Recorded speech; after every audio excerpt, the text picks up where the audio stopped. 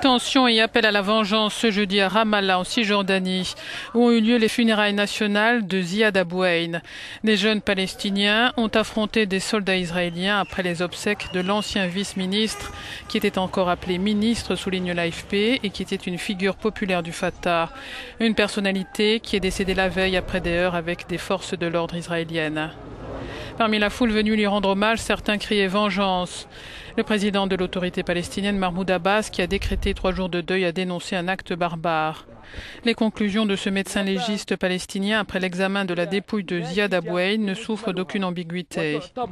La mort est le résultat, et je le souligne, d'une attaque. C'était une attaque, pas une mort accidentelle, a-t-il déclaré.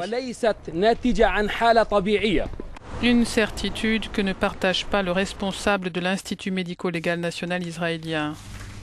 Il n'y a pas de preuve qu'il ait été frappé au niveau de la poitrine par une arme ou par un autre objet, a-t-il indiqué, en faisant allusion à un témoignage allant dans ce sens.